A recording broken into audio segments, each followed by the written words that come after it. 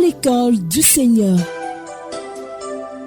Allons à la découverte des vérités bibliques. À l'école du Seigneur, instruisons-nous au pied du Maître. Nous vous laissons en compagnie du révérend Dieudonné Ngombi. Nous continuons toujours avec notre grand thème sur la pneumatologie ou la doctrine du Saint-Esprit. Aujourd'hui, nous parlerons des symboles du Saint-Esprit. Au microphone, votre serviteur Dieudonné Ngombi. La Bible utilise souvent le symbolisme pour véhiculer une vérité essentielle. En ce qui concerne la personne du Saint-Esprit, la Bible utilise une multiplicité de symboles. Nous allons en étudier quelques-uns. Le premier symbole du Saint-Esprit, c'est la colombe. Lors du baptême de Jésus, la Bible nous montre que le Saint-Esprit est descendu sur lui sous forme d'une colombe. Lisons Matthieu chapitre 4, versets 16 à 17. Dès que Jésus eut été baptisé, il sortit de l'eau, et voici les cieux s'ouvrir, et il vit l'Esprit de Dieu descendre comme une colombe et venir sur lui. Et voici une voix fit entendre des cieux ces paroles. Celui-ci est mon Fils bien-aimé, en qui j'ai mis toute mon affection. Mais pourquoi ce symbolisme de la colombe appliqué au Saint-Esprit? La colombe est un oiseau qui symbolise d'abord la pureté. Ceci sert à montrer que le Saint-Esprit est un esprit de pureté. D'ailleurs, son nom l'indique, c'est le Saint-Esprit. La pureté, c'est l'absence de mélange. Quand on dit qu'une eau est pure, c'est une eau qui n'est pas mélangée avec d'autres éléments qui nuiraient à la santé. Avec des déchets par exemple. Le Saint-Esprit, symbolisé par la colombe, sera montré qu'il ne peut pas cohabiter avec le péché. Parce que c'est l'esprit de pureté. Deuxièmement, la colombe, c'est des signes de la paix et de la modestie. Généralement, la colombe est un oiseau inoffensif. Il n'est pas un oiseau brutal. C'est pourquoi, quand on essaie d'attaquer la colombe, il essaie de se déplacer. Il s'envole. Ceci symbolise la manière dont le Saint-Esprit est un esprit de paix. Ce n'est pas un esprit de brutalité. C'est pourquoi David pouvait dire dans le psaume 55, verset 7, « Si j'avais les ailes comme la colombe, je m'envolerais et je trouverais du repos. » Parce que la colombe symbolise la paix, le repos, la tranquillité. Le deuxième symbole du Saint-Esprit, c'est l'eau. Déjà dans l'Ancien Testament, les prophètes ont utilisé l'eau pour symboliser le Saint-Esprit. Ésaïe 44, verset 3 dit « Car je répandrai des eaux sur le sol altéré et des ruisseaux sur la terre desséchée. Je répandrai mon esprit sur ta descendance et ma bénédiction sur ta progéniture. » Il est important de constater ici qu'il s'agit de ce qu'on appelle en français un parallélisme synonymique.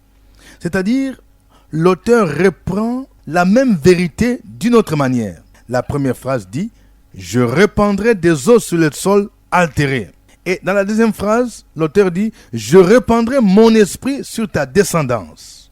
Donc, il voulait montrer tout simplement que l'eau, c'est le symbole du Saint-Esprit. De la même manière que l'eau se répand sur un sol altéré, sur un sol desséché, Dieu répand son esprit sur sa descendance, sur son peuple. Dans des zones désertiques, nous savons combien les agriculteurs ont des problèmes parce que sans eau, leur récolte ne peut pas porter de fruits. Parce que sans eau, sans la pluie, leur récolte ne peut pas pousser, moins encore porter des fruits.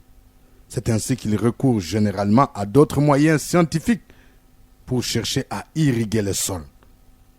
De la même manière, le Saint-Esprit, répandu dans la vie du chrétien, lui communique la fertilité spirituelle, afin que ce dernier porte du fruit.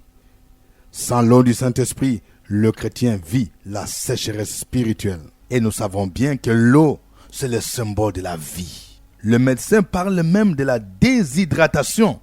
Quand on remarque que dans un corps, il y a un manque d'eau, il y a déshydratation et cela devient dangereux.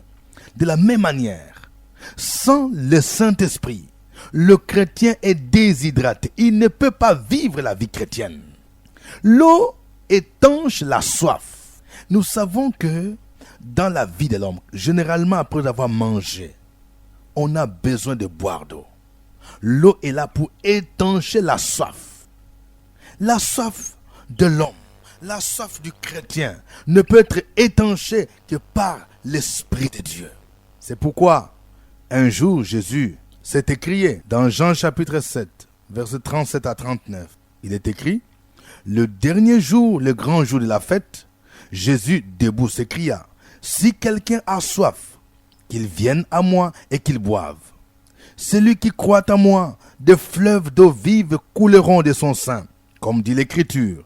Il dit cela de l'Esprit qu'allaient recevoir ceux qui croiraient en lui, car l'Esprit n'était pas encore donné parce que Jésus n'avait pas encore été glorifié. Non seulement que l'eau, c'est un signe de vie, mais c'est aussi un signe de purification. Généralement, quand on est sale, quand les habits sont sales, on les lave dans l'eau pour enlever les impuretés. Ce n'est pas pour rien que dans l'Ancien Testament, dans les rituels juifs, il y avait une cuve d'eau où ceux qui devraient entrer dans la tente d'assignation devraient d'abord se laver pour se purifier. Mais cette purification est une purification charnelle. Mais le Saint-Esprit, lui, il purifie l'homme sur le plan spirituel. L'autre symbole du Saint-Esprit, c'est l'huile. L'huile, c'est le signe de l'onction pour le service de Dieu. Généralement dans l'Ancien Testament, les personnes qui étaient choisies par Dieu, notamment les prophètes, le roi, le sacrificateur, étaient oints. Et cette onction était symbolisée par l'huile qu'on versait sur la tête de la personne à travers une fiole. Ceci sert à montrer comment le Saint-Esprit est celui qui communique l'onction pour quiconque veut servir le Seigneur. Sans cette onction, sans cette huile du Saint-Esprit, on ne peut pas véritablement être équipé pour l'œuvre du Seigneur. Jésus pouvait affirmer dans Luc 4, verset 18, « L'Esprit du Seigneur est sur moi, parce qu'il m'a oint pour annoncer la bonne nouvelle aux pauvres, pour guérir ceux qui ont le cœur brisé. Il m'a envoyé pour proclamer aux captifs la délivrance et aux aveugles le recouvrement de la vue, pour renvoyer libres les opprimés. » Dans Acte 10, verset 38, il est dit, « Vous savez comment Dieu a oint d'Esprit Saint et de puissance Jésus de Nazareth, qui allait de lieu en lieu, en faisant le bien et en guérissant tous ceux qui étaient sous l'oppression du diable, car Dieu était avec lui. » Si Jésus accomplissait ces signes, ces prodiges, ces miracles, c'est parce qu'il était oint du Saint-Esprit. L'huile, c'est le symbole également de la lumière. Nous savons dans notre société traditionnelle, on utilise l'huile pour allumer des lampes et éclairer la maison. Le Saint-Esprit est là pour éclairer le chrétien.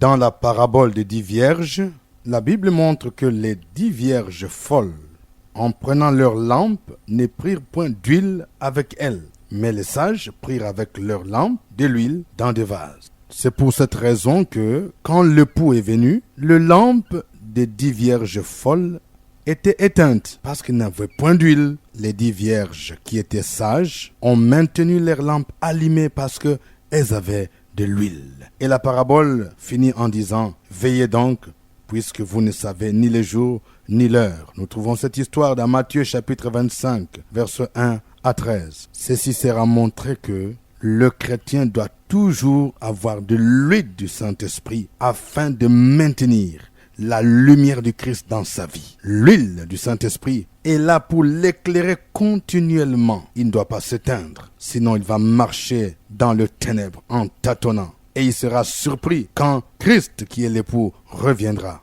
Un autre symbole du Saint-Esprit, c'est le sceau. Le sceau indique l'appartenance, la fin d'une transaction. Il permet l'identification et il garantit l'authenticité et la valeur. Il procure la sécurité et confère une autorité. Souvent, pour qu'un document soit reconnu comme étant authentique, on y appose un sceau. De la même manière, le Saint-Esprit authentifie les saluts du chrétien. en le marquant d'un sceau, bien sûr qui est spirituel. L'apôtre Paul disait aux Éphésiens, dans Éphésiens 1, verset 13, « En lui, vous aussi, après avoir entendu la parole de la vérité, l'évangile de votre salut, en lui, vous avez cru et vous avez été scellés du Saint-Esprit qui avait été promis. » Paul veut montrer que, comme gage, comme signe authentique que les Éphésiens appartiennent à Dieu, après avoir cru, ils ont été marqués d'un sceau du Saint-Esprit. Ce sceau du Saint-Esprit est aussi important pour garantir qu'au jour de la rédemption, quand Christ reviendra, les chrétiens seront enlevés avec lui. C'est pourquoi Paul va dire dans Éphésiens 4, verset 30, « N'attristez pas le Saint-Esprit de Dieu par lequel vous avez été scellés pour le jour de la rédemption. » Dans 2 Corinthiens 1, verset 22, il est écrit, « Il nous a aussi marqués de son sceau et a mis dans nos cœurs les arts de l'Esprit. » Dans l'Ancien Testament, nous avons quelques exemples qui montrent l'utilisation du sceau. Le premier exemple est celui du roi Darius, qui enferma Daniel dans la fosse aux lions. Le roi a utilisé le sceau pour montrer que la décision était irrévocable. Lisons Daniel 6, versets 17 à 18. Alors le roi ordonna d'amener Daniel et le jeter dans la fosse aux lions. Le roi prit la parole et dit à Daniel, « Puisse ton Dieu que tu sers avec persévérance te sauver. » On apporta une pierre et on la mit sur l'ouverture de la fosse. Le roi la scella de son anneau et de l'anneau de ses grands, afin que rien ne soit échangé à l'égard de Daniel. Le deuxième exemple est celui du roi Assuérus. Ce dernier fut mal conseillé par un certain Aman qui le poussa à prendre un décret contre les Juifs. Il fallait sceller ce décret pour que la décision soit irrévocable, selon l'usage de l'époque, la loi des Médès et des Perses. Le troisième exemple de l'utilisation du sceau est cette fois-ci dans le Nouveau Testament. Il s'agit de Pilate. Quand il a pris la décision de livrer Jésus aux Juifs, il a utilisé un sceau. Dans Matthieu chapitre 27, verset 66, il est écrit « Ils s'en allèrent et s'assurèrent du sépulcre, après avoir scellé la pierre et posté la garde. » Tous ces exemples montrent que l'usage du sceau servait à montrer qu'on prend une décision ou bien on pose un acte qui est irrévocable. Quand on utilisait le sceau, c'est-à-dire que rien ne pouvait changer encore la décision. Ceci peut nous aider à comprendre en quoi le sceau symbolise du Saint-Esprit. Quand quelqu'un a cru en Jésus-Christ comme Seigneur et Sauveur, le Saint-Esprit le marque de son sceau, de telle sorte que plus rien ne peut l'arracher encore d'entre les mains du Seigneur. Plus rien ne peut changer la décision de Dieu concernant le salut de cet homme. Le sceau donc garantit, authentifie le salut du chrétien. Avant de terminer, j'aimerais que nous puissions faire un petit résumé de ce que nous venons de voir. Nous venons de voir quelques symboles du Saint-Esprit, notamment la colombe, l'eau, l'huile et le sceau. La colombe, c'est le signe de la pureté, de la paix et de la modestie. L'eau, c'est le signe de la vie et de la purification. L'huile, c'est le signe de l'onction et de la lumière. Le sceau indique l'appartenance, l'identification, garantie du salut ou l'authenticité. La fois prochaine, nous continuerons avec d'autres symboles du Saint-Esprit. D'ici là, portez-vous bien. Au revoir. C'était à l'école du Seigneur avec le révérend Dieudonné Ngombi. Une production de la radio Fréquence Vie, Abidjan, Côte d'Ivoire.